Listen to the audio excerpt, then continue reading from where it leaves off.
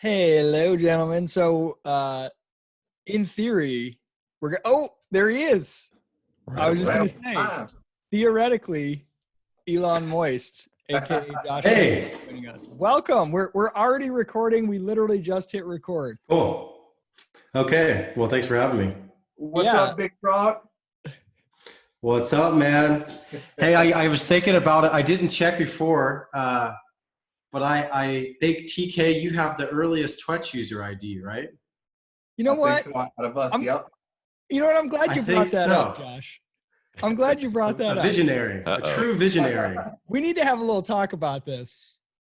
I'm pretty sure, like, the first day that you could go request access to Twetch, I gotta be in the first 100 people, at least the first 200. But I would guess I wouldn't even be surprised if I was in the first 50. And then I'm like, cool, I requested access.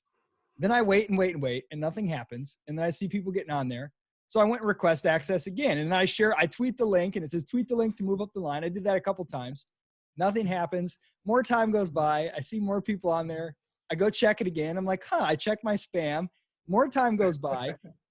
TK somehow gets on there.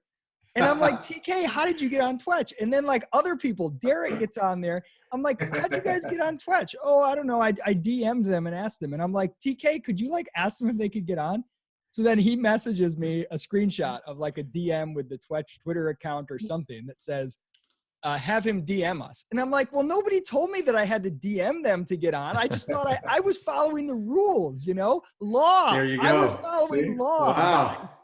Hey, man, it was an insider movement, and only those who were willing to do the proof of work got there first. So that's just how it ended up. I'm sorry. Your user number sticks with you forever now, though. I know, and I feel so jaded. I remember when I first got on, and I was like, I was confused because I signed in with Money Button, and I thought that the numbers were your Money Button ID, and my Money Button ID is 190. I'm like really freaking early on Money Button, and I thought, great, I'm like, why is my Twetch ID like 2,900? So It sounds to me, Josh, like I abided by the rule of law, and you're telling me that proof of social media trumps rule of law. Are you willing to stand by that? I am willing to stand by that. In this case, it's just right, So let's just start right off with what's on everybody's mind. What the hell I am so delighted and confused by your alter ego. Like, why are you Elon Moist? Where did this come from? And why do you not just tweet and Twetch and post as Josh Petty? First off, I think I wouldn't be in this conversation right now if I wasn't Elon Moist. I'll just start with that. I've been interested in Bitcoin for a little while, and I was on Twitter as Josh Petty, and I wasn't really able to get the attention or enter the conversations that I wanted to. Talking to people like, I don't know, Vitalik or whatnot, and I started seeing this crypto Twitter. It was probably like 2015 at this point or something.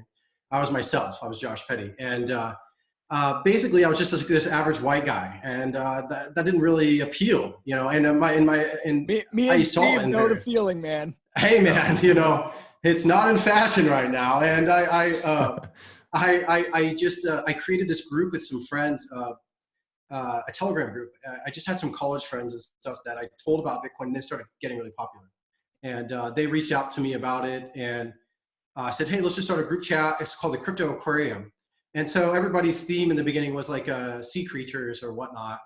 And I think like in the first month of it, I was like the crypto fish. It was like, do you remember Kanye, the Kanye West coin? Yeah. So that's actually where I started. And then I realized, well, I don't know. Everybody's doing Pepe the Frog, and then Pepe was racist. So I was like, well, I can't do that, but it's a really funny meme.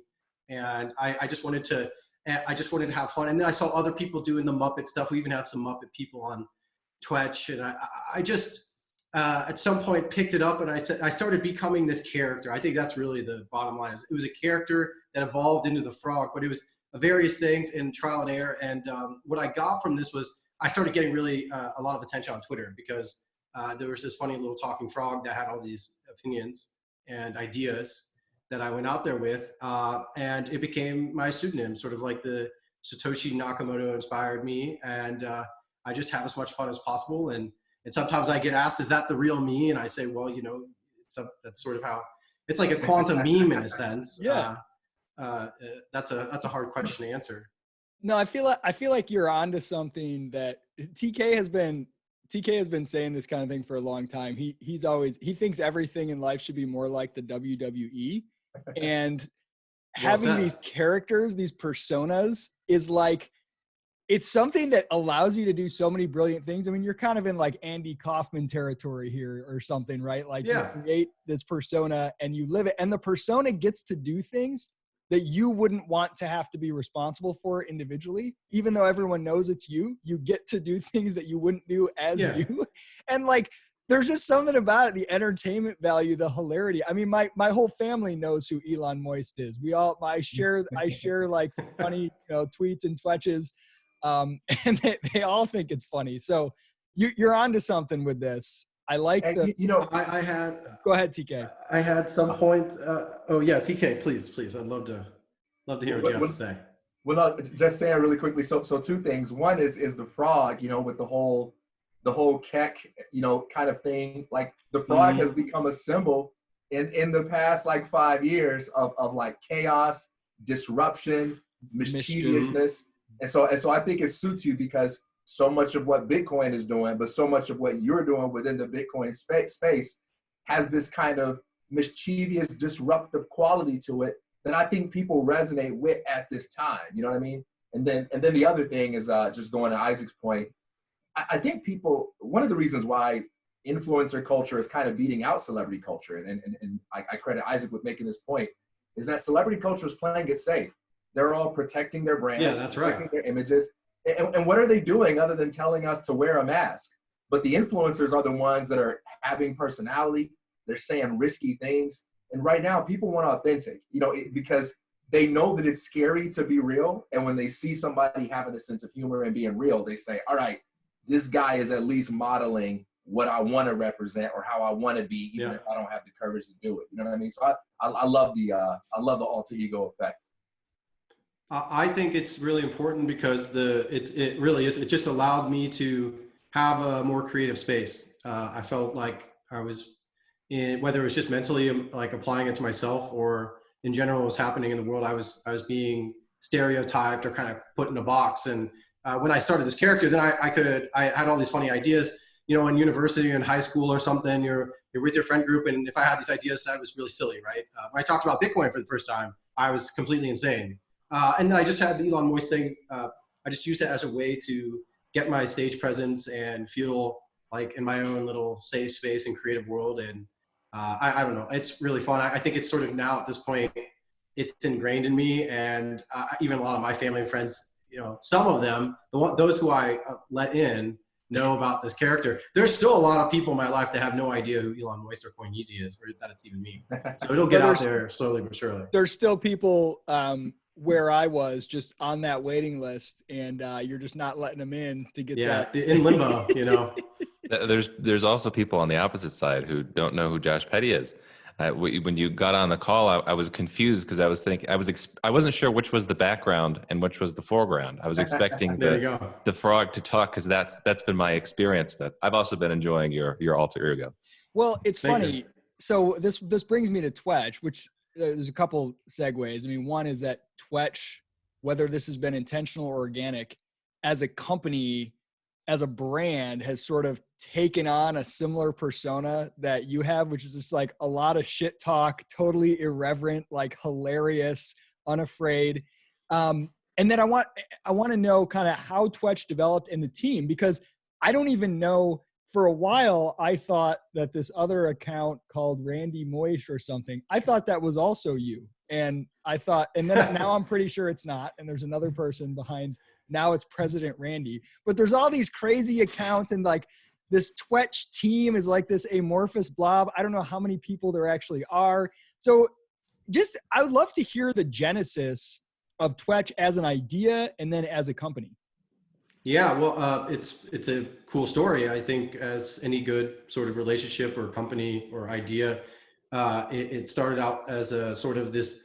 We were hanging out on Twitter, being our characters, and we were sort of colliding on ideas and noticing each other, and becoming like having conversations that because we were these characters, we probably never would have had in real life. And I think the sort of the idea of Twetch had been around. I think decentralized Twitter on the blockchain.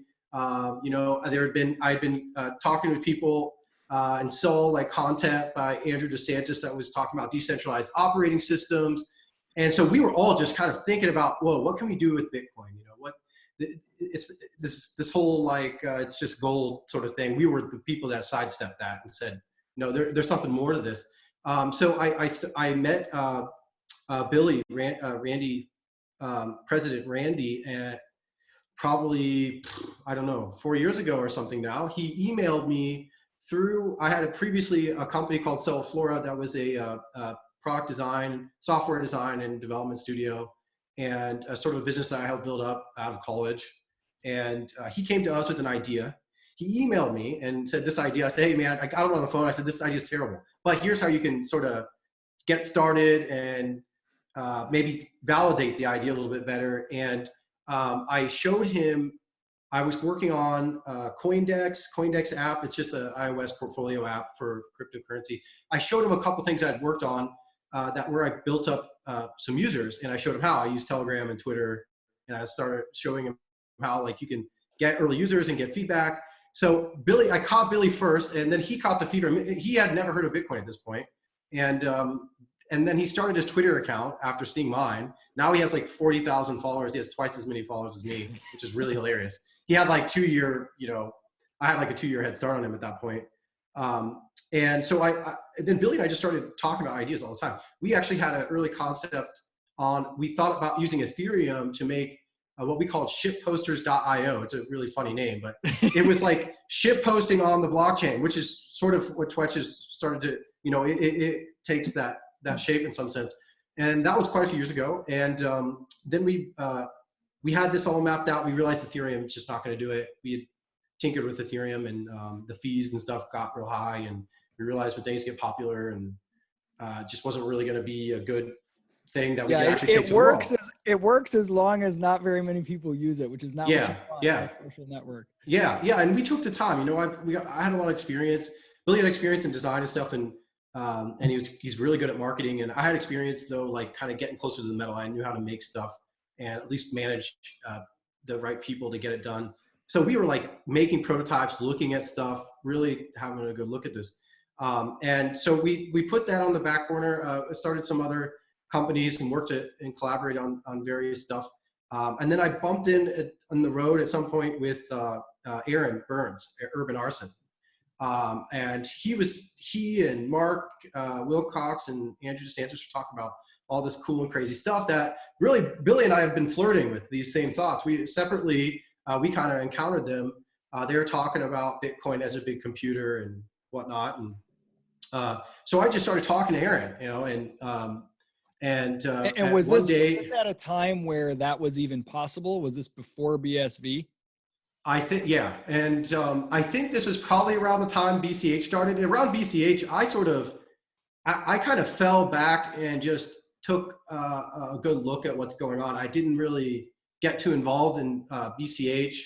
I was, at that point, I was really promoting the concept, even on the BTC mainstream stuff like Marty Bett. He's a great guy. He's definitely on the wrong side of the Bitcoin investment, if you ask me, but I went on his podcast and I started talking about these ideas. That's my first sort of take it public thing. And, I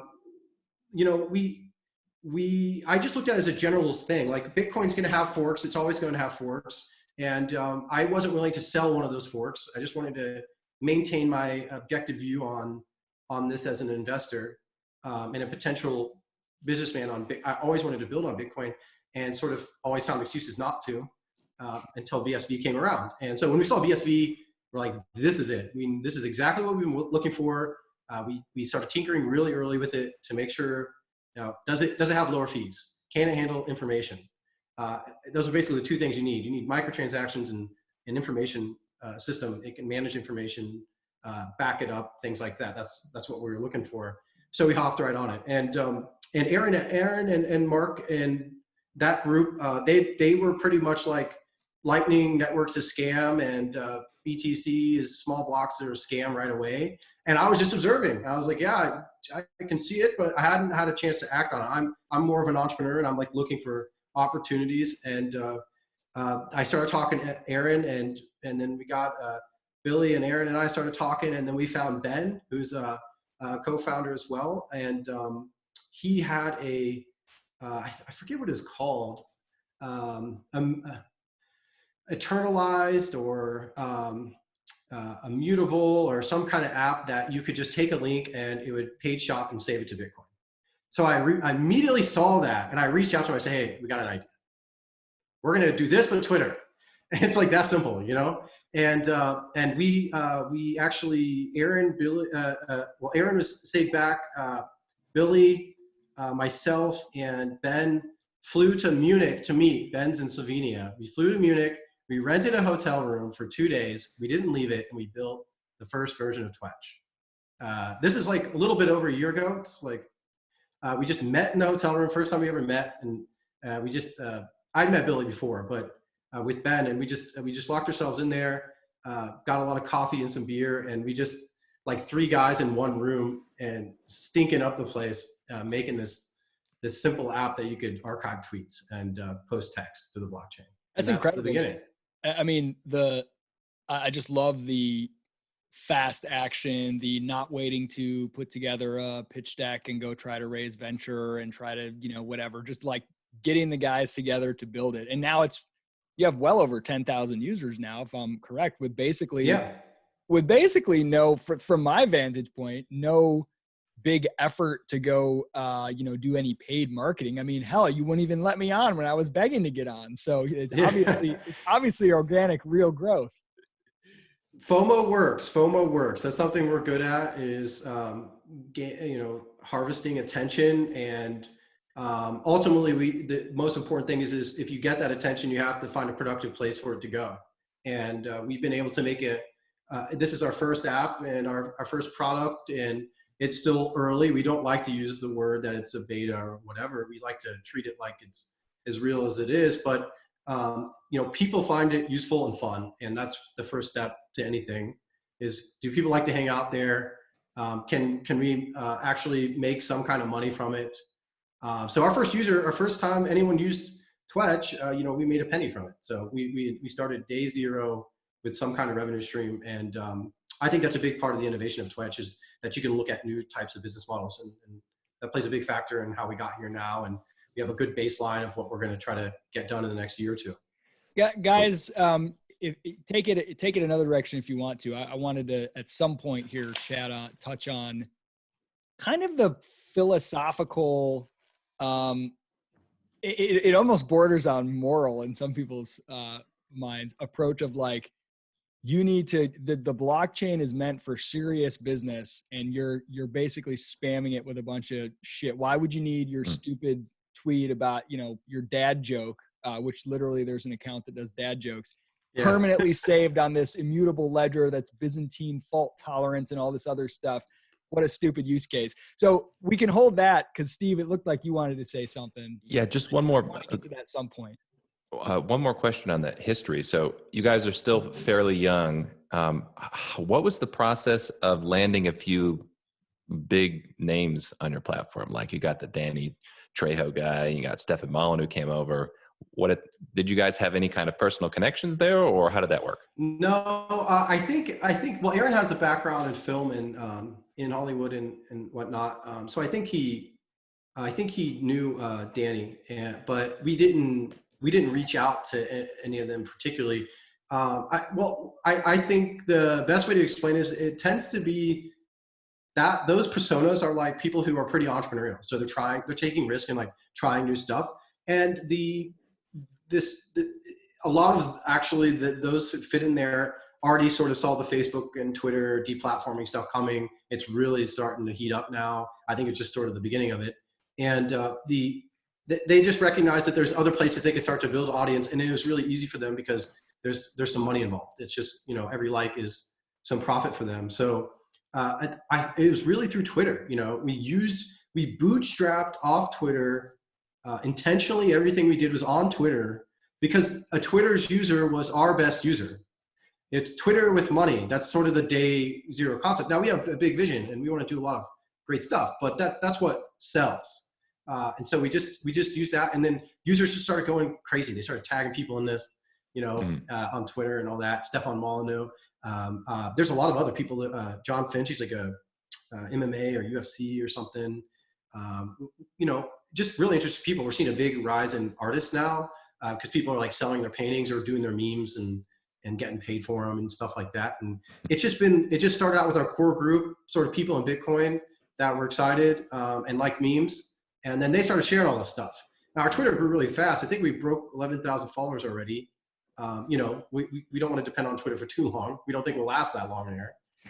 But we're really lucky to be organic. And that's because we have fun and we don't act too serious and we are willing to be wrong or whatnot. And that sort of philosophy we have internally just leaks out onto the brand and people like it. It's just, look, it's like a human thing. You know, we're not doing all this bullshit. We're not writing all these fashions. We're just going to be us. And if people like it, they can come and join us.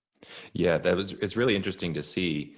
I was very aware of or involved with the whole BTC, BCH thing, and then BCH, BSV. And you guys aren't the first social media platform that has been built on the blockchain, but far and away the most successful. You have far and away the best looking product. The user experience is great. So it's interesting to see people were a lot earlier to this concept, but they didn't seem to have the entrepreneurialism at all.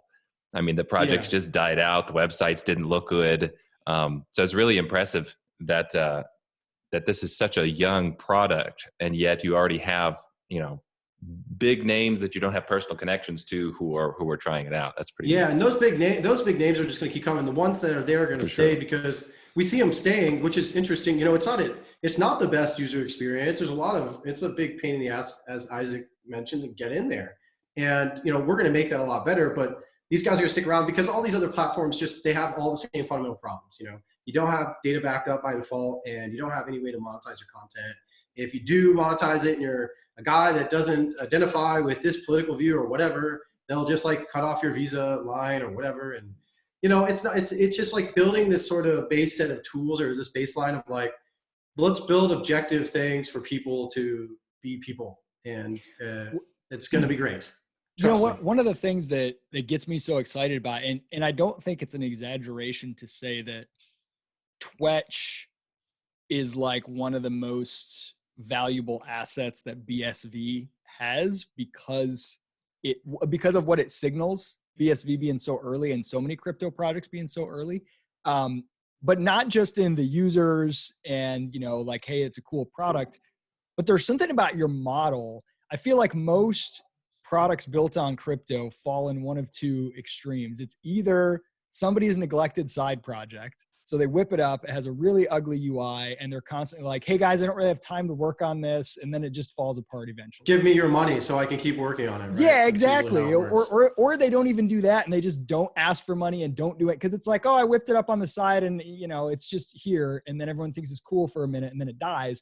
Or it's venture backed and it gets a shit ton of money and it has like a nice looking announcement or whatever, and it just moves really slow, or because of the venture backing. And I know I've done both bootstrapped and venture businesses, and they both have their dangers, but because of the chunk of money you get to sit around and build for a lot of theoretical things that you think are going to be great, and then by the time you release them, there's like no demand for them, or you completely miss the mark. Yeah. And somehow you've created, I think, really the ideal, genuine bootstrap company that you're trying to build it and you're actively trying to make it profitable. It's not just some side project that you did for a month and you're done with, but you're not loaded up with all this VC that makes you go out and chase shiny objects and overbuild everything. And I think it's just created, I think, a model that's worth emulating. Like, you've shown a path to really building something real on the blockchain.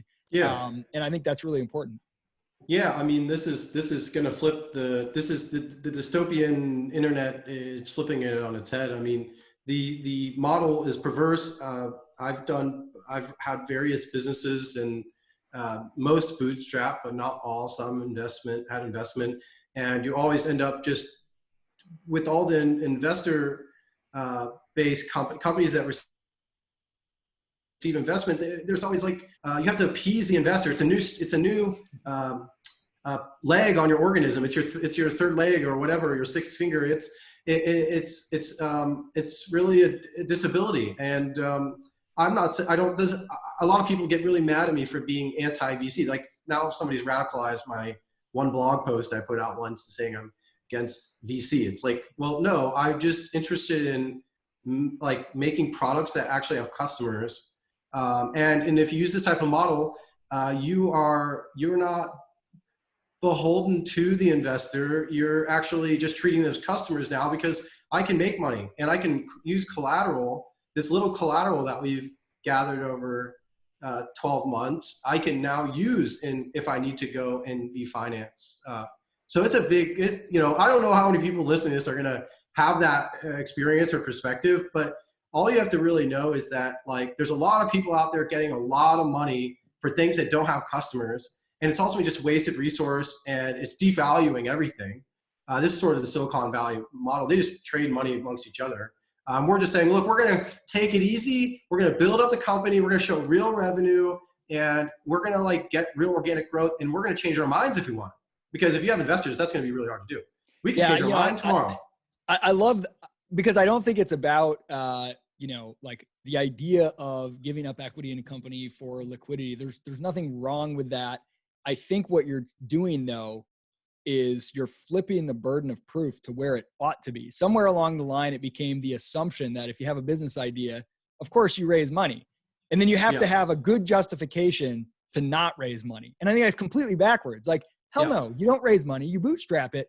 And you should take everything that Josh is saying as the truth. And if in spite of all that, you can still come up with a good reason that raising money from a VC makes sense to you, well, good. You should have to clear that hurdle, because it should require a pretty damn good argument to go and raise VC.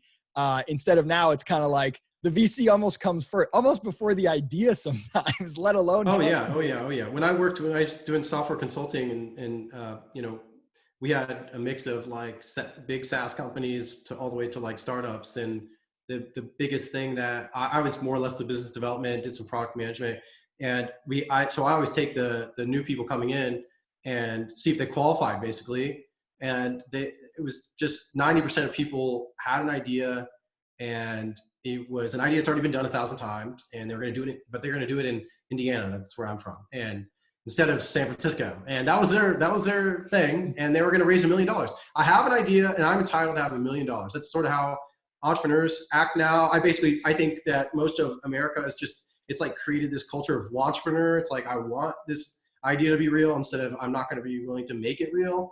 And I mean, after a couple of years of that, I was pretty fed up, and I had learned that a lot of companies were paying a lot of money to me and my team to make stuff for them, but then they didn't have customers at the end of the funnel.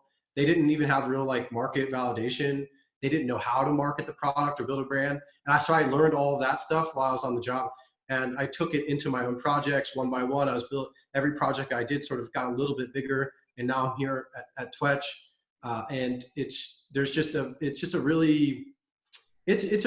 sort of a bummer. I mean, I'm optimistic. I'm going to just be the change, but I think a lot of the products, especially software, are rather like pathetic. It's a lot of waste. Things like Medium and Patreon are going to be gone. I mean, those companies are going bankrupt. There's no question. So they don't have any money. There's no way to leave. So if Twetch never got another user, well, every Satoshi spent, at least we could just maintain the website, right? Yeah. Well, there's companies like Patreon or Medium. They're spending millions of dollars a month in burn, raised off of debt. And they have no real, if they downsized a couple of people, and didn't live in San Francisco at the primest real estate and all that, just so they can try to go up and up on the stock market. Josh, you're missing the brilliant strategy, which is race to raise and spend as much hype money as possible so that you can just barely remain solvent long enough to get to an IPO where all of the Correct. Robinhood traders will buy will buy your stock and you can cash out. And nobody knows what the hell is behind all these companies. No, I it's so hard to imagine any of this environment being sustainable. Like correction is well, coming. I don't know when. I'm surprised it's gone as long as it has, but I got something that might be interesting. I did a little research, and there's like, we talk about all these companies that are going and trying to get to the stock market, an IPO. There seems to be less companies entering the stock market. So there's like high regulation. These companies with massive valuations that don't really offer anything that's like special. I mean, they're raising like $1 billion in private funding and not IPOing for like 10 or 15 years now. It's crazy. It seems, it's really weird. I mean, I just don't understand, we just sort of look at Twetch. It's like, all right, everything we're doing on the blockchain is there. It's like, well, people can like build a market you could build a chart for Twetch transactions right now. And that's our stock market. We IPO'd from the first day. Is that the way you invest is buying Bitcoin. Twonk market? Twonks. You see it right there. You can get your first exposure in a derivative called Bitcoin. BSV is a Twetch app. It's just a tool that we use, and you can invest in Twetch by starting there. I want to go back just for 1 second. To jump on it. This idea of using the blockchain in an entrepreneurial way, because a lot of big blockers for years and years would talk about the theory of building a blockchain-based business, and it's really cool to see it actually implemented here successfully. With a lot of potential. And it's what you said earlier about you need the blockchain to store information. I see this was always the inevitable outcome of blockchain technology. If it has the capacity at all to store information, these are the types of things that are going to be built on it. And for some reason that I don't understand, on BTC and really in most people in BCH don't want blockchains to be used this way. They don't want the profitable model that you've discovered to be found out. Yeah. And they don't like it so much that in the case of BTC, in the early days, they intentionally changed a bunch of features to push to try to destroy the viability of these business models. Does that go back to the question I asked before about like the sort of the dignity of this technology that it's so fragile, you're gonna break it with data that's unimportant, or what?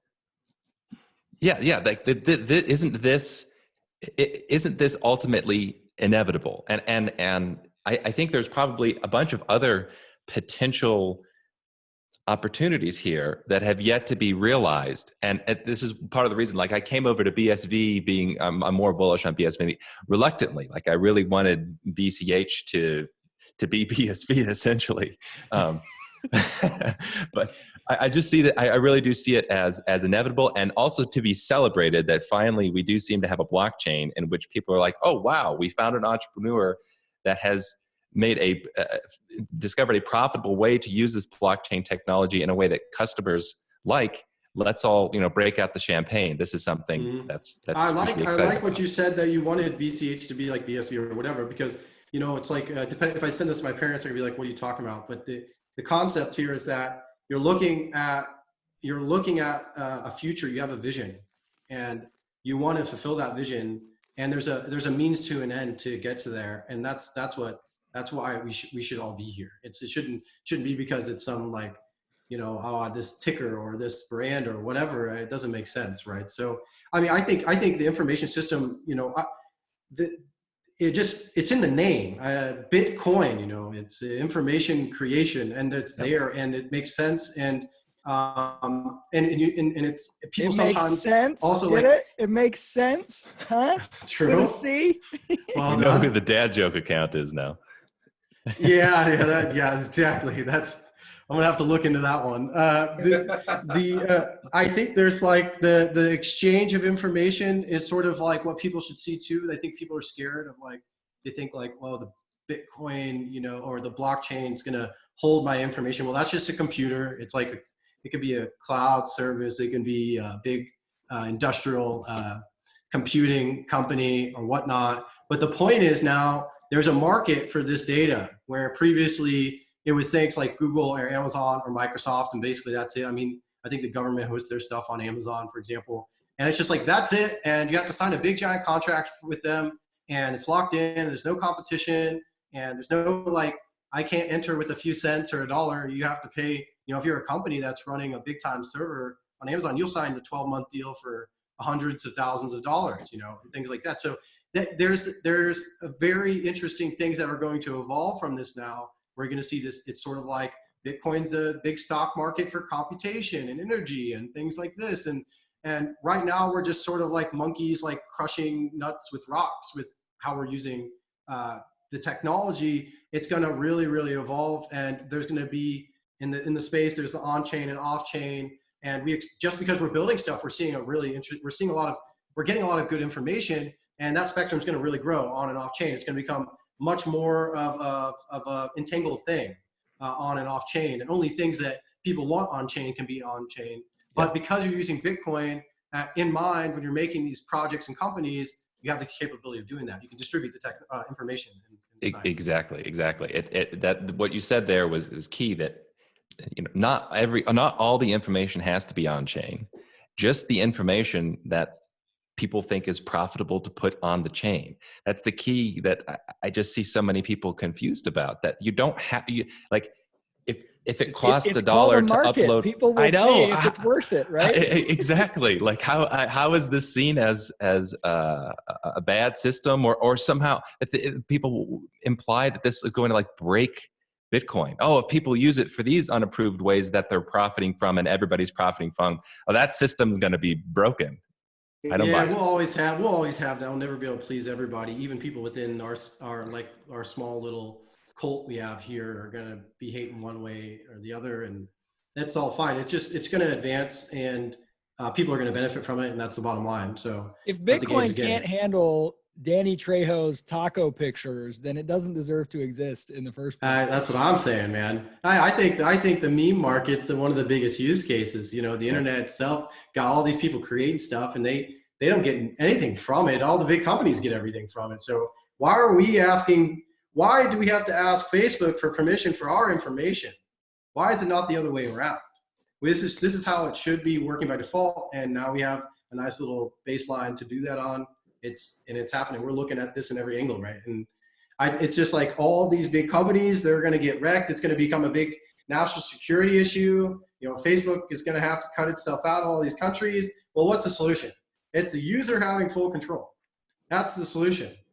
And I think it's just a matter of time that we get there. Well, so let me ask you about that, because, you know, inevitably, probably as you grow, you're going to have to make some decisions, and maybe you already have made these decisions about censorship, or are you going to restrict anything that your users do? I mean, I can imagine things like, let me bring it up. I got my terms of service here. I could imagine like third party fact checkers or censors that are like a paid service provider on top of Twetch, where you're like, this person is known as a really good child-friendly censor. I'm going to pay to have them.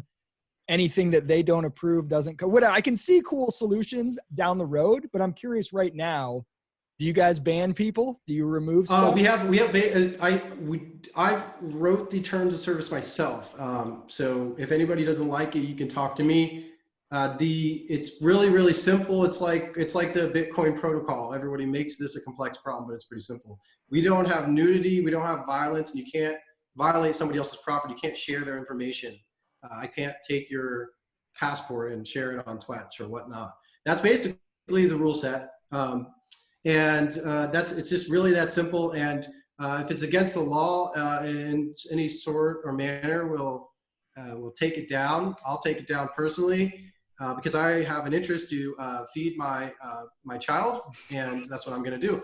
And then what will happen though that's really cool is that instead of seeing that post, you're going to be able to grab a transaction ID, and you can go and use another service and go look it up and get that. You know, there's some things called miners that have it. You can make your own website. You can do anything you want with that data. We just present it to you. Yeah, you're an interface that displays in a nice, navigable, fun way information that is stored literally on a public ledger.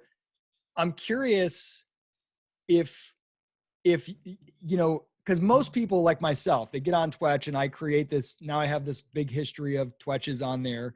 And on a platform like Twitter, if I get kicked off, all my tweets are lost forever and I never get them again. Yeah, On Twetch, right. I'm not a technical guy. Is there some future where like I can go to a competitor, let's say, says, we create an interface that will put all of your Twetches in one giant timeline on a big giant, whatever, document. And all you have to do is like enter some piece of information that's not owned by Twetch, but that's, you know, on the blog or something like how do I get that information? If I want to move it off of Twetch, if I want to see my Twetches in some other manner, is there a way for non-technical people to do that? Or is that kind of in the future? Well, you know, it depends on how technical you want to get. I think it's more technical than, like, we'd like to be able to build this app that you would have complete, like, you can revoke access to any Twetch or individual content or all of your content. You can delete your account and just completely remove it. You know, the version 1.0 is sort of posting things to the blockchain. That's just sort of as simple as you can keep it. That's what it's happening. And we're going to move the direction of, like, the users can have complete control. You know, can it be encrypted? Can they say, like I said, remove? We should ask them for access to this information if they want to provide it. And even right now, technically, you could view it on a blockchain or other explorers. You could view your stuff. And then even maybe more technically is you could use our SDK and actually go fetch it too, because you could get your user ID and then find all the transactions not related to it and fetch it. And so you could make an Isaac Morehouse feed using our SDK that's just yours, just your Twetches, right? Really what it is your information that you signed with a public key, and then you put it in a ledger. So that's like version 1.0, you know, and it's not perfect or what, you know, this awesome utopia that we're building, but you can do it, and it's gonna get a lot better faster. So I think that's like sort of the bottom line of, like, everybody who wants to talk about deplatforming and censorship, they say, well, you can censor us. And I'm like, that's right. But we're the only company, I have yet to find another that has gone to this point where it's like I don't know, there's lots of other Twitter competitors or Patreon or whatever, or there's other people trying to make monetization of your following and censorship resistant, but they're just fake. They're just lying to you because they're just an Amazon server. They just, like, it's not archived. So you are just going to have the same problem. And even if they store their servers in the Cayman Islands, they're just going to get it. They're going to get the domain. It's certified in the United States. So look, you know, that's just the cure to all this is, like, you taking complete responsibility of your information. We'll just build tools for you to be able to do that. It's such a cool structure that, you know, if I accuse a platform like Twetch of hiding my stuff or deplatforming or deleting some content, like, we have the blockchain and I can show it's like, you know, it's like a public mod log on Reddit or something, except better because it can't be manipulated. You can prove it. If I'm manipulating everybody on Twetch like Jack Dorsey does, you know, that's why we don't have an ad model. It's like, well, we can just make transactions by providing a service. We can make money from that, right? And so we don't have to confuse you into funnels of thought in order to purchase things. And but you could never prove that on Twitter. You just never could. I mean, again, you have to ask them for access to your tweets. Remember that, right? And they do it for free. Everything they do for free. Well, it's a massive cost to go grab all that stuff. I don't know how that's working. And then you start to go down other sort of rabbit holes, if you will. TK, you got to get in here because I know Josh has a limited amount of time with us, and like usual, TK, you don't interrupt enough, and that's your fault. But then I get blamed. Kind of like another 20 minutes, so we're good. I get blamed for it. Let's talk.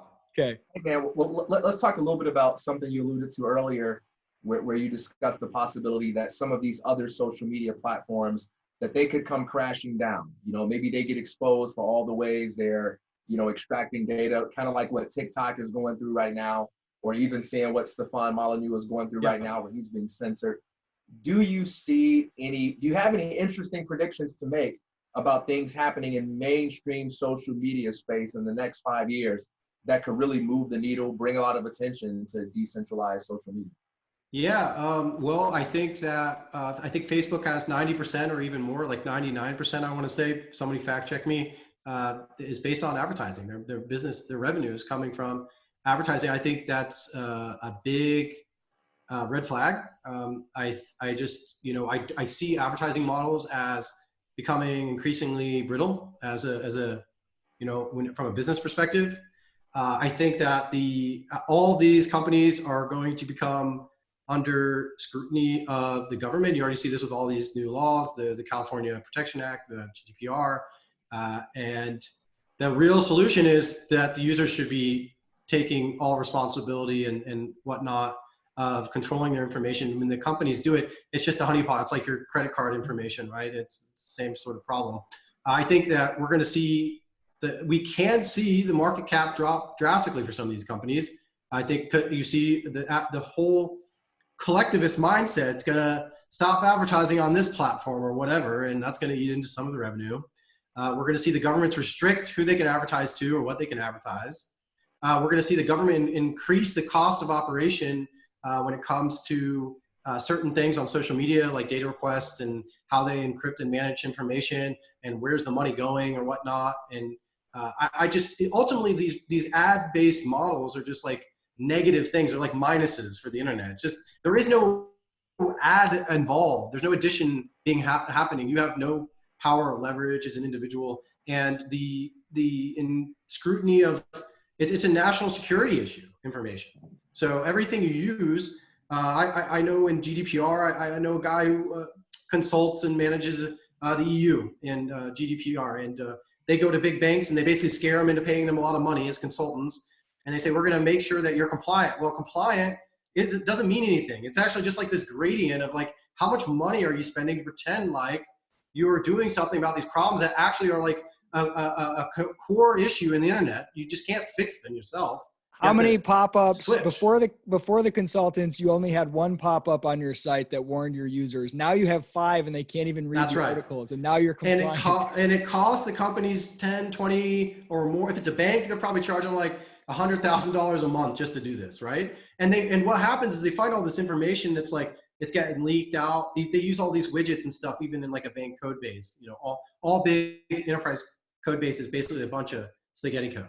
Because the cost of doing this yourself is immense, and it's old and all of that, and it's all leaking out to Russia or China or whatever. And so they'll find that the consultants go in there and show them that. It's every company has this problem, and they'll say, all right, we're going to charge you this much to stop that, and then increase all these pop-ups and inhibit the user. The user takes on all the cost, and the user experience is bad.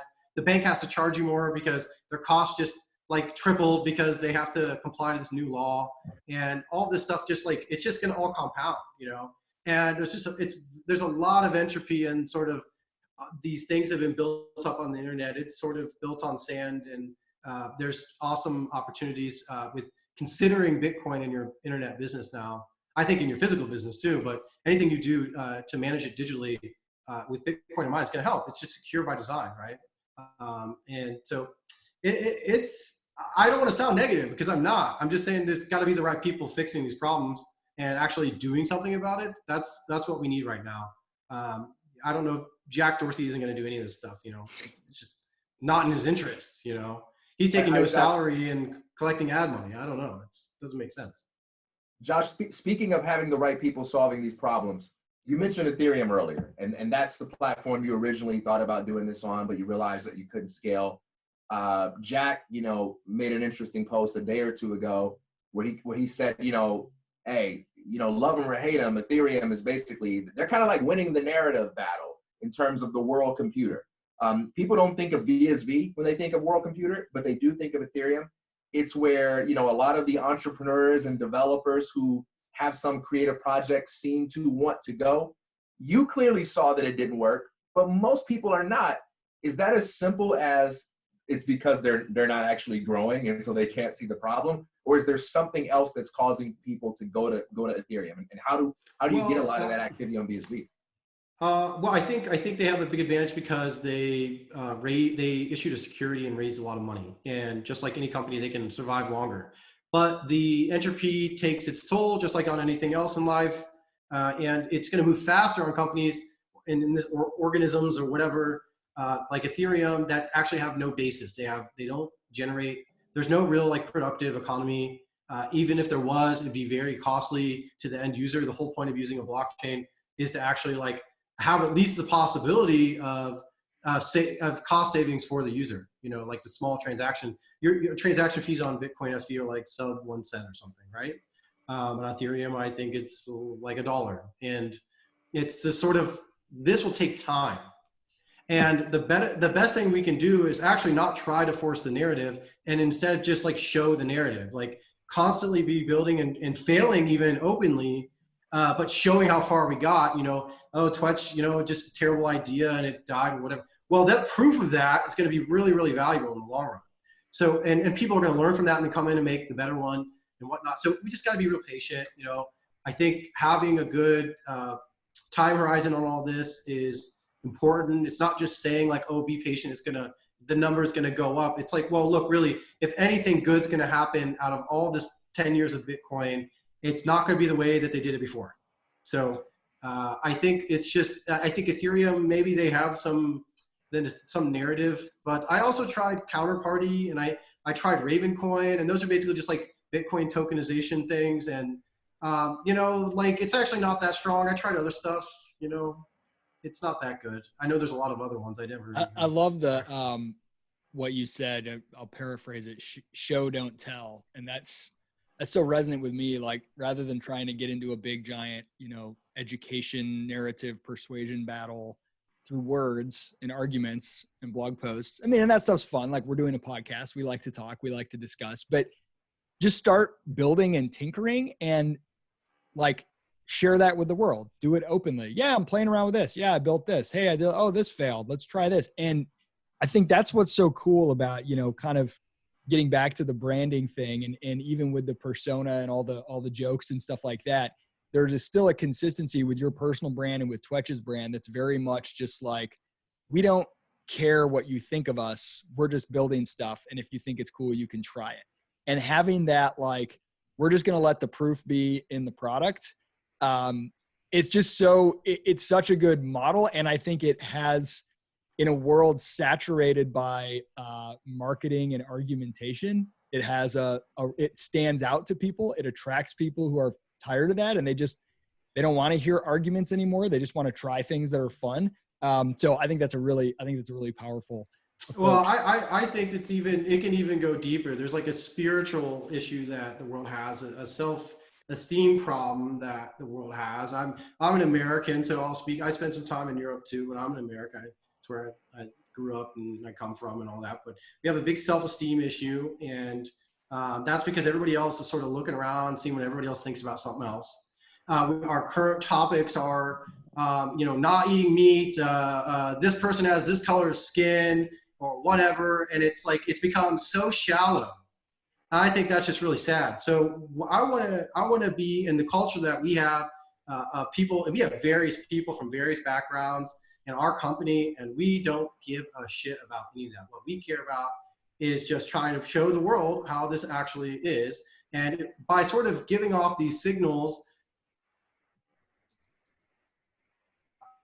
and those other types of people. So we just it's all about the culture. It's like, you know, we need people with confidence, and we need people who have vision, and we need people who aren't trying to tell us everything that's wrong. Instead, there's a big difference between someone who critiques your product and they want you to fail, and those who like think you have a good idea, but genuinely like maybe one part of it's not good. There's a huge difference.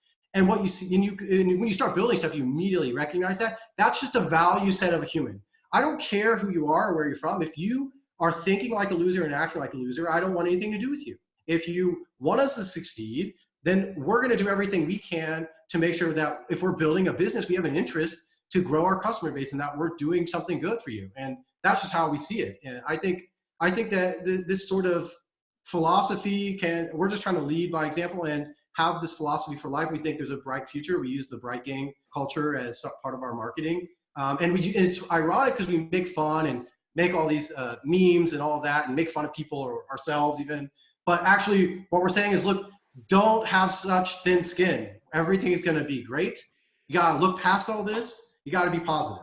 You know, it's funny. There's like this, there's this giant hunger culturally for people who don't give a shit and who are just like, hey, here's what I am, here's what I do. I'm unapologetic, and who are kind of like consistent and strong and unflappable, and they don't yield to peer pressure. And you can see that. I think a lot of people that like Donald Trump feel like that, like he fulfills some longing they have to just have some strong person in their world. Jordan Peterson phenomena was similar. So I feel like Twetch is like the dad that cryptocurrency so desperately needs. Just that strong, unflappable, you know, figure that sometimes just tells you when you're a piece of shit, will neg you, you know, and you just need that dad in your life. I think that's, I want to say that's a cool thing to say, but then there's Donald Trump and Jordan Peterson. I think they're both scammers. They ultimately try to convince you to think or act a certain way. And instead we say, we're going to provide you something that you might like or might not like, and then you're going to give us a penny every time you do it. And it's just all right there up front. And I think that's really important, right? That's like a core piece of that. We're like surrounded by leaders and all these people that ultimately are just trying to get something out of you without telling you. And, when they say I'm just here to help you. Well, it's always an exchange. So just make that exchange transparent, and let's treat each other like peers who have mutual respect. The irony is the transactional part of it actually builds better relationships. It's like some people say, well, it's very transactional. You could say that about a lot of things in life. Well, like it's fine, but that's how it's about what you put behind it, you know? And if it's voluntary and two people are interested in it, there's actually being a relationship and trust being built and all sorts of stuff. You know, it's much deeper than just sending a penny back and forth. It's funny. There's trust involved here. The exchange, you know, nature, even just pure money, economic exchange of the market is something that gets a lot of criticism, but I think people fail to see what a tremendous civilizing and humanizing force it is. So like, you know, if my toilet's broken and I'm like, oh, I have a relative that I think can fix it, and I'm like, just come over and fix it. There doesn't need to be any money involved and whatever. We all know what's going to happen. There's going to be all sorts of weird passive aggression, and I'll be angry that they showed up late, but they'll be mad that I'm taking advantage of them, whatever. And that's why, like, I just prefer to pay some guy $100 to fix my toilet. If he does a bad job, I can yell at him, and neither of us take it personally. It's like he has expectations, I have expectations, and there's something about that makes things so humanizing. Everything. It depoliticizes it, right? Even political on the family level, or the passive aggression. You have to read between the lines. Do you think they were mad that I asked them to do that? Should I send some money? You know, the grandma took the kids. Should I send money for lunch? Do you think she'll be mad at us if we don't? Like, there's all these weird, and that stuff is like not healthy. So turning things into, and of course this doesn't apply to everything, but turning things into a more transparent transaction, I think is a great humanizing and civilizing force that never gets enough credit. Mm-hmm. Mm-hmm. I think just want to point out. Go ahead, Steve. I was just going to say I wanted to point out in the course of a couple of numpty shows, we've said that Craig is the mother of Bitcoin, and now Twetch is the father of Bitcoin. They're gonna make a really ugly baby. Yeah. I got to ask you guys, how'd you get the name Numpties? You know, I saw some funny stuff. You know, guys are doing this. You know, I don't usually do the podcast with childish morons, right? But here I am today, and I seen some fun stuff around the brand that you have. So how'd you get Numpties? So go ahead, TK. You really are the one that made it stick. Yeah, there was some guy who from day one, from like the first video, he would comment and just rail on us the whole time and just call us a bunch of numpties. And then there was one day, and none of us had ever heard that word before. But I fell in love with it immediately. I thought it was an awesome, like old school insult. Yeah. It was like episode 2 or 3 where he goes, "Oh great, the 4 numpties again." And so the next episode we're on, Isaac's like, "Man, we need a name if we're gonna keep doing this." And I was like, "We already got one, man. Look at this guy in the comments." And I showed them the guy called us the 4 numpties. I was like, how could it get any better than that? You know? Yeah, we just decided to roll with it because there's nothing you can do with that, right? Like, hey, we're a bunch of numpties. Well, like half the comments are, you guys are idiots who obviously don't know anything about Bitcoin. And if we're just like, yeah, we're just numpties, like get the hell out of here. If it's not fun to watch, why the hell are you watching? Get out of here. So yeah.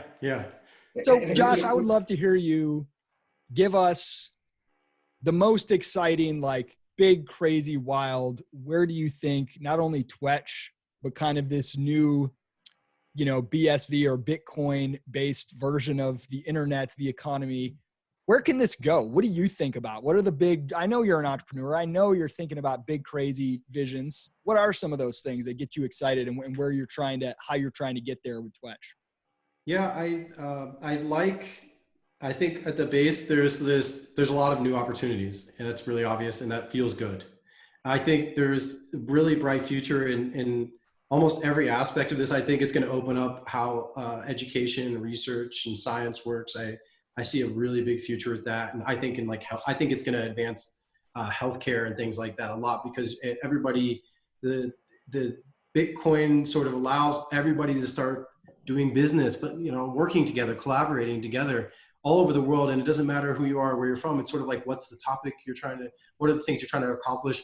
I think we're going to start doing business and just like building relationships with people that just never because thought of the, like health. Let me just pause you on one of those that you mentioned. Give me a little like specific vision, just because of you see individuals' own health related data being. No, I think that's less interesting. I think what we're going to see is a big explosion of research and information and incentives that happen. So I can see Bitcoin being a game where people are curing disease because they're able to transfer this information, upload it, and they get this reward. That's sort of, just think about it, like keep it simple, right? I think there's a lot of various ways this could happen. So like direct immediate payment for value that you create without removing a lot of intermediaries is kind of the fundamental thing you see unlocking this. Yeah, and I just think it's like a place everybody can point their attention. It's just a nice, shiny, glowing light for us bugs out there, and we can try to get there. And there's a lot of stuff that can be done, and it just opens up everything. Every bit can be sort of priced in a sense, and I just look at it as a big game, and I think it's really promising. My next sort of venture that I'm building up, it's going to relate to some of this stuff, and I'm looking at a pretty interesting concept of using DNAs, things like information storage, or being able to build what I'm calling the genetic trust, and the ability to manage your information and money, et cetera, beyond your own lifetime. So it just extends, like, the concept of humans living forever may never be a thing, but you can now think about what it's going to look like, and not only one generation, but 2 or 3. It just opens up that avenue. For me, that was a big breakthrough. I was able to start imagining things long term, and then when I started building a family, I started thinking about like practical ways. And then I was thinking about, if I built Twetch and it was $1 billion company, how would my wife and daughter ever get any of that without sort of somebody in between taking half of it? And this is like what it opens up, and it just sort of allows you to focus on the things that are more important. And it's having a sound money, but also a place to share information, to trade ideas, and then even have information and those ideas last longer than your own lifetime. That's really interesting to me. You do realize that where Jurassic Park went wrong was that in trying to do this big technological innovation, they used frog DNA to help. So I don't know. There might be some hazards involved in this project. I'm not sure. What's really funny is I know what somebody else told me. I think it was Aaron. They mentioned when I was telling him about this idea. It's Prime Intellect. PrimeIntellect.io is sort of you got a basic landing page to point to here. But I was pitching him my idea, and then he said, "You have to check out the Jurassic Park book." So that's really funny you said that. I'll have to actually do that. I haven't taken the time to do that. Steve, were you saying something? Oh, I was just you were talking about genes and Bitcoin. Is the idea like your genetic code is your private key, something like that? Yeah, sure. And then of course it's provable beyond your own lifetime, right? Interesting. Your children can, yeah. I'll have a lot more. So you're born with private keys in your body to everything that your progenitors had on the blockchain. It'll be like Stargate, where you can activate technology because you have the Atlantis gene. There you go. There you go. You get it. That's exactly right. It's like Bitcoin's just an inefficient DNA. That's sort of how you should look at it. And if you sort of follow this down that path, there's a lot of interesting things going on. So I'm super interested in new topics because of Bitcoin. I thank God for Bitcoin every day because it just opened up my eyes, and it was before I was just doing stuff that I was just doing to make some money, and I was just doing the standard thing. And maybe for me, sure, I was an entrepreneur and I've been an entrepreneur, but I hadn't had big inspiration probably for a few years, and then Bitcoin hit and I got the fever, and now it just turned, it was money, and then it was computing, and now it's all these other new things. And it seems almost really awesome. like the technology or product component is for you really just an expression of kind of like a cultural or spiritual goal or something that you have that motivates you. That you're trying to change the way, you're trying to change life itself, so to speak. I kind of think there's like changing lives, individual lives, which you can do one-on-one or through a product, but changing life itself is a different beast. It can be done using all kinds of vehicles, including a product or a technology, but that's a different kind of goal in it. And I feel like you're telling me you want to just change life itself in some meaningful way, not just the lives of individual users of Twetch or whatever other technology. Yeah, I mean, I think there's, well, go on Twetch and ask for help and see what you get. That's what you should do. If you need help, go on Twetch and ask. And that's the culture we're building. And it's sad that we have to say that's new or exceptional, like in our world right now. And I think I can speak for all of our team. We're just trying to make a difference. And we think what a funny way to do it. It's sort of like Amazon when they started out, they had books. It was the biggest category and they want to sell books. And we say, well, half the world's on social networks, so let's just start there. And we think that's a good way to approach this. But there's a lot more that goes on. I think that you treat software as an organism. If you have the bigger vision and philosophy and you apply it, that's what an entrepreneur is supposed to do, right?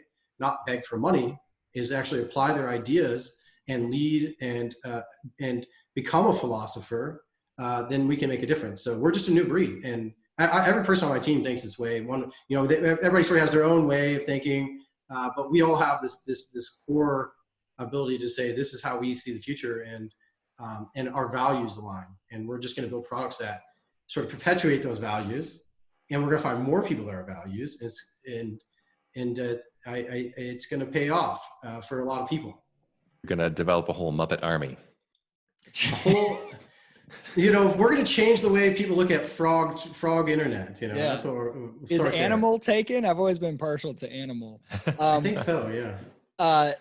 It's, there's thought experiments, which are fun, but you're giving us a field experiment, which I think is so much more valuable to test out different ideas. And it's not just ideas about micropayments or whatever, but it's deeper assumptions about human interaction and the nature and the quality of information and, individuation of ownership and all this kind of stuff.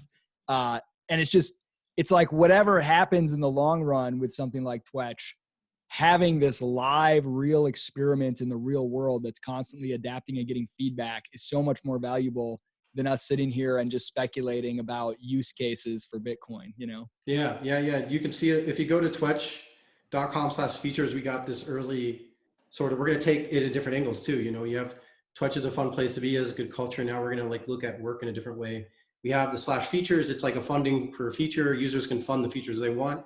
We're going to build in incentives for those who fund it to earn royalties essentially with us from the revenue that we get as a company or that feature earns. And then we're going to even be able to create jobs out of it. So you can fund the work and you can earn off of that, how successful it is. And then it creates a job. This feature needs to be built. Now a developer or user of Twetch can build it himself or hire a team. And this incentives tied in, it's everything. Incentives are everything. It's like a better Mechanical Turk setup, right? That's right. Amazon's Mechanical Turk, yeah. Yeah, so just to clarify, you were saying you're going to have an ability for people to contribute, like regular people can fund this new feature and then they've already got a that connection to the it private. Exists. Well, yeah. That was part one. But part two is they get a revenue from that. Like if you do the Yeah. funding. So we don't Wow. have one on there right now that has funding. I think I need to be really careful about, I want to do it right. But we're going to find something that's a good, simple start to that and move that direction. And awesome so say, idea. okay, you can invest in Twetch in a sense that like, we're going to sell it on the App Store for $2.18. And if you were one of the 10 people that funded that app development, then you're going to earn a percentage of that as we go. And then you can reinvest that if you want or whatever. So again, it's like sort of like you can abstract these ideas now and think about like the IPO. And this is why people don't like my anti-VC stance, because it's becoming very real, very fast. That like, well, Bitcoin is just the ultimate public stock market. And, you can do cool but stuff without all the strange intermediary complications, like you get instant capital, the investor gets instant equity that's 100% liquid, right? So like if I'm getting a percentage of the BSV that's earned because of an amount that I paid for that feature, what I'm getting isn't like a share in some hopeful future that Twetch gets bought out. It's liquid today, and I can go and trade it. Yeah. It's like, well, it's like, so I don't get the SEC calling, we're not even selling security. We only have to sell our equity, and there's still incentives that work, right? Yep. So it's just way less speculative. Basically, you do something, we make a contract that says we're going to make it. And then if it works, it works. And everybody knows what's going on here. And it's like such a small risk, none of this stuff's going to be $6 million worth of development in one go or something. It's going to be like, we're talking about some of these features are $100. So it just starts the process. Let me dream a little bit here about some other things that I can see spinning out of this. So I'm very much in the kind of talent space and have been for about a decade, and helping people kind of find and start their careers, and whether that's freelance or finding somebody to work for or whatever. And I can see the process now for talent discovery is like, say you need to hire somebody to do marketing or whatever. You have to go advertising that you're looking for this. You have to go looking for people and then telling people to look for you. And then they got to look for you. And then you got to sort through all this stuff to hopefully find somebody who's good. But imagine something as simple as like your blog or your email newsletter. That's a paid piece of content that when somebody shares it, they automatically get some percentage of every new subscriber that comes from that without having to go and set up a crazy affiliate link and do all this stuff. And then what that does is it creates a world where the people who are naturally gifted at marketing and the best marketers, they just become your employees, so to speak, without you ever having to do an interview process or set up a compensation structure or whatever. You may not even know that they're out there earning a full-time living because they're so good at promoting your stuff. So it changes the whole like discovery. The information can flow so much more efficiently because it makes incentives. Right now, you have to have head knowledge in order to choose where to put your money incentives in something like acquiring. It's a ridiculous. And there it's just the immediate. It's like tapping into the decentralized knowledge, what Hayek would call even the tacit knowledge or Polanyi of the people on the ground. They may not even know ahead of time. And the economic incentive is already right there, just waiting all the time. Yeah. And so information can flow so much more quickly and better to its best use, Yeah. Some of my previous work, we would, if we had a project come in, I would go find out on Crunchbase or something, how much money they raise. And then we'd figure out how much we have to charge them. It's like ridiculous. That's why you can see this is, it's just like a scam. It's just, I don't know. It's just ridiculous. It's $5,000. You can earn $5,000. We pay for two things at Twetch: active users and working code. That's our policy for hiring. I mean, it's only a scam.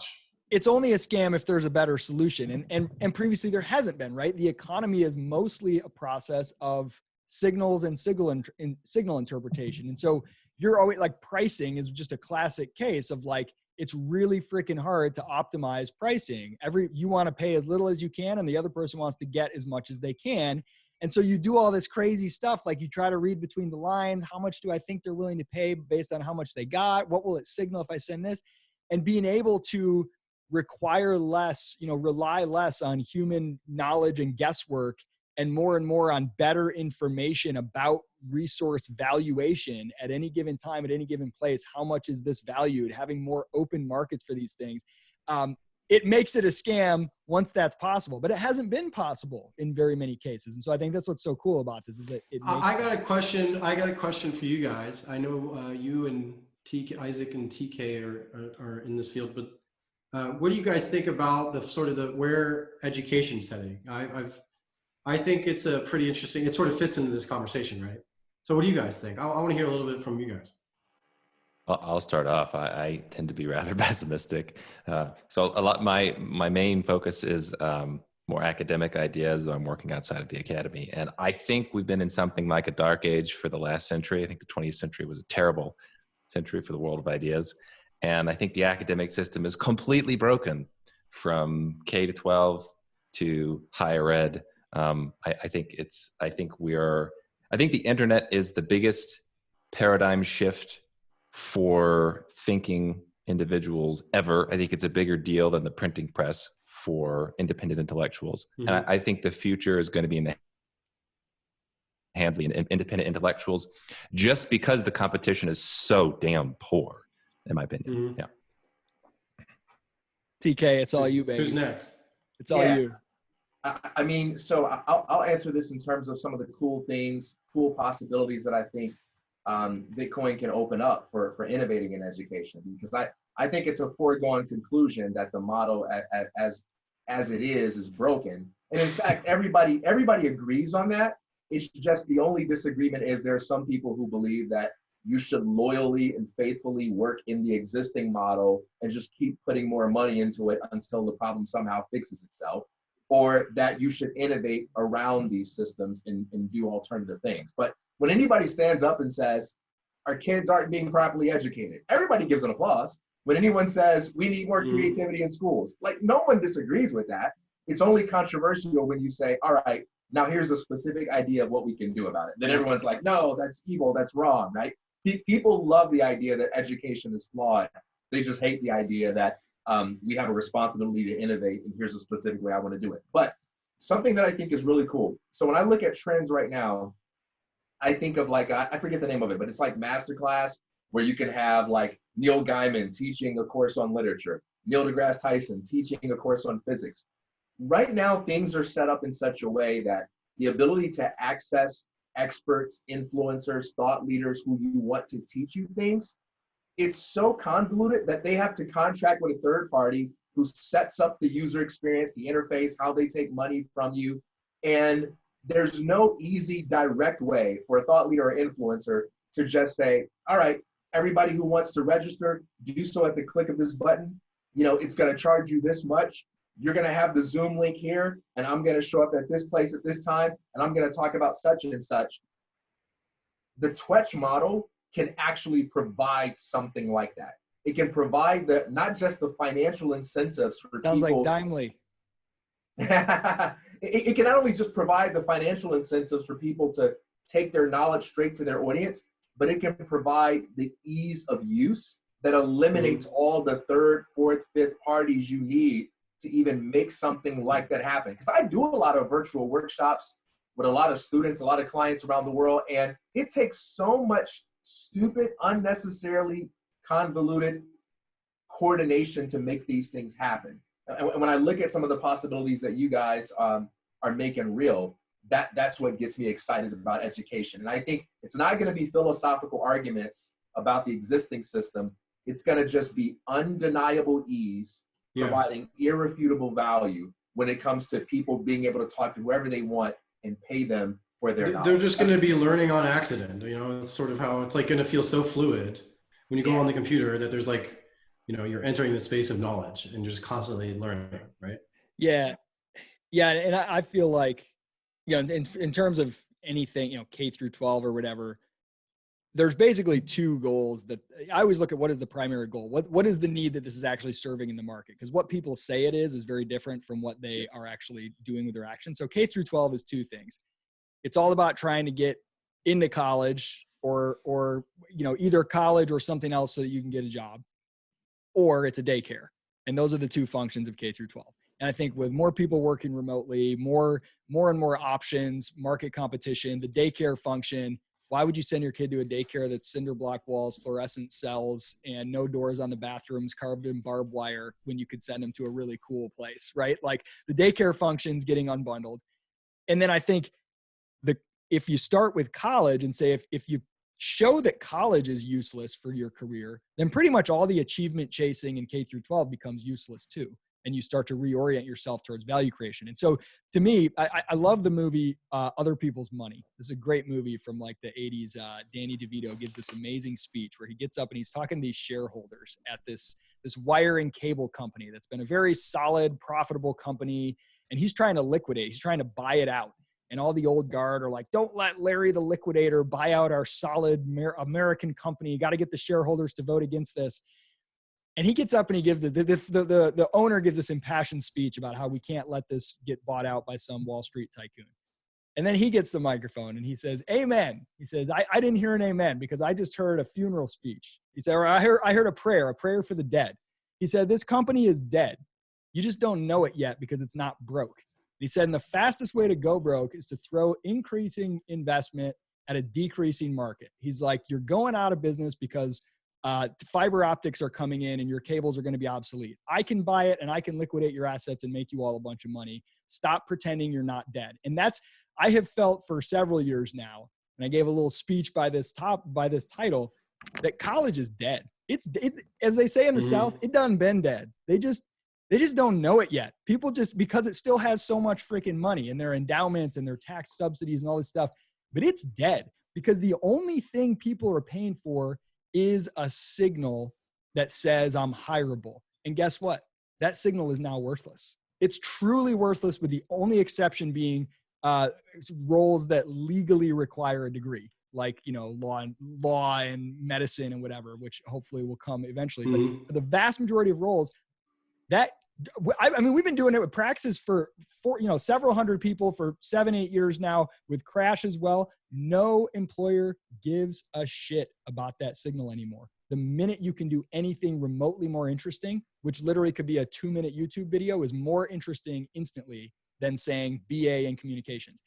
The signal is worthless now. And that's what people are paying for, because any of the other parts, that piece of paper, any of the other parts you could have for free. You could move to a college town. You could sit in classes. You could go to sports games. You could do everything without paying or registering. They wouldn't kick you out. They wouldn't even notice. No one does that. They all pay because they think they have to have that degree. It's dead, but they just don't know it yet. They don't know that degree is a dead signal on the marketplace and that it won't do shit for them. And they're going to have to be their own credential anyway. So if you're going to have to be your own credential anyway, skip the whole charade. And once you do that, all the other elements become unbundled. And it's like, yeah, there's something fun about living on a campus. There's fun things about intramural sports. There's fun things about classroom style lectures sometimes. There's fun things about all of these.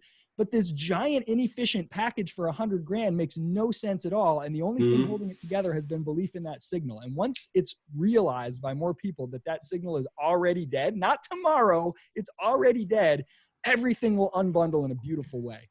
Yeah. Delete your degree is the campaign. Delete your degree. Yep. Yeah, absolutely. Absolutely. So, and it's to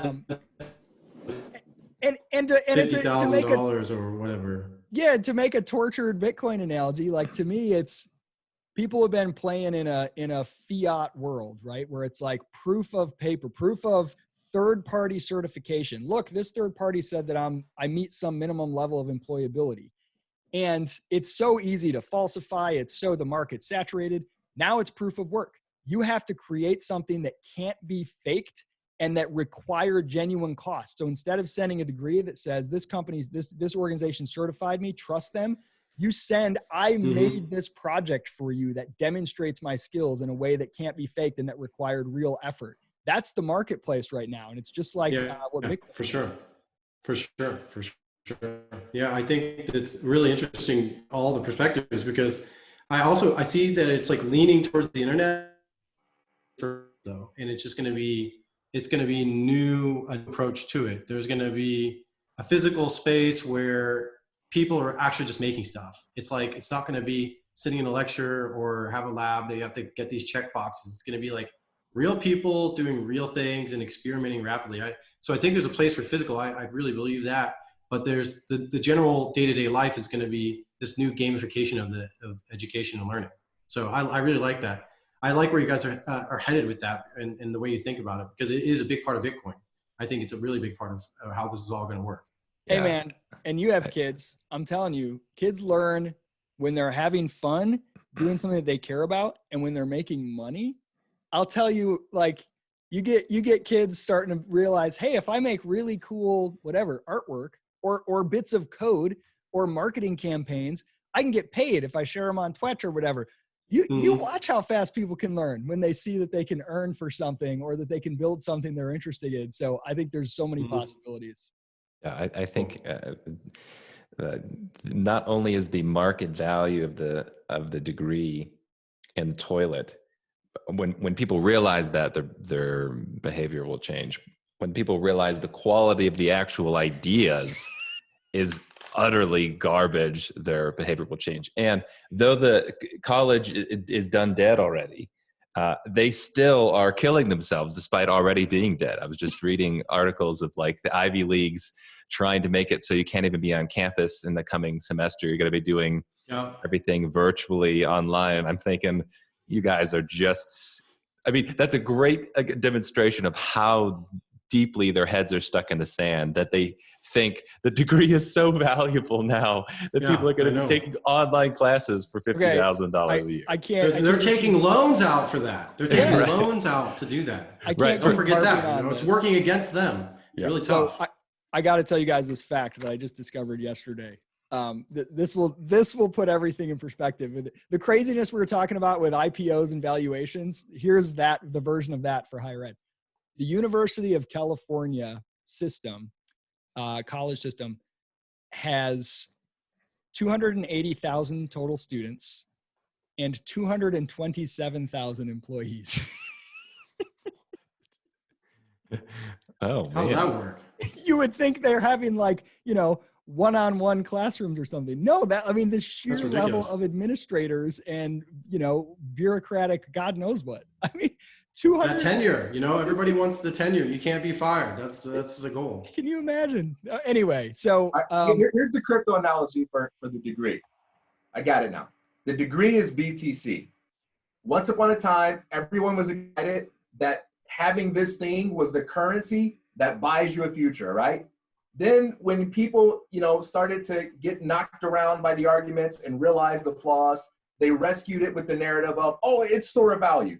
It's not meant to be a currency that buys you a future, but, nobody will take you seriously if you don't have one. And if you store your wealth and your knowledge and skill inside this thing, at least you won't be one of the losers, when the world comes crashing apart. And the reality is, when you understand the underlying mechanics and the underlying economics, you are one of the ones who say, it's already dead. It's already dead. It's already over. But if you make yourself one of the ones who say that, the majority of people will immediately stop taking you seriously as an intellectual, right? Look at the market price. It's still high, TK. Yeah, look at the market price. And the people that are buying, they're not betting on the economics and the mechanics. They're betting on, everybody else takes this seriously. Everybody else sees this as respectable. And your credibility shredded. People make fun of you. They mock you. But in the real world, you actually get to win. So you sacrifice being taken seriously by the intellectual elites, but you actually get to use the knowledge that you have to win, which is why more and more entrepreneurs are actually seeing it this way. I think it's where we're headed. I want to say that the next time I come on, we're talking about the price of the degree. We could talk about all this funny money that's going on too. I think that'd be an interesting topic to talk about. Yeah, because you do a lot really of interested to see. You do a lot of market analysis and investment analysis type stuff as well, correct? I'm just interested. I'm very interested in where all this is going. And I thought the virus and everything opened up my eyes towards the sort of really, I was paying attention more to how much money they were printing, to keep it short. So I think it's going to be a really interesting place. We could talk about it soon in the future and say it doesn't look good. So it's like the degree is not only it costs this much, but the money behind it is actually has way less value itself. So it's really funny how this world's working at the moment. But I think as long as we keep the perspectives that we have, we're going to be just fine. And it's like, just focus on the proof of work, focus on actually making things happen. Build your families, build your core, build your friend group, your trust group, keep it tight, and everything's gonna be fine. You know, but it's funny. It is definitely an entertaining world at the moment, right? Is that the last word? I'm giving you the last word to bring it home, well, please. I'm gonna go cook some food on the grill and hang out with my baby daughter. So thanks a lot for having me. I definitely look forward to coming on again sometime. I think we should sell this video on Streamanity. I'd like to pitch that to you guys. We can earn royalties for our work today. I think people are gonna really enjoy. We'll do it, man. This. And, it was really nice to actually meet you guys. This is the first Love time it. we actually got to talk. We'll do it. We'll watch those twonks go up. So great to chat with you, man. Awesome. Keep up the good work. Cool. Talk soon. See you. See ya.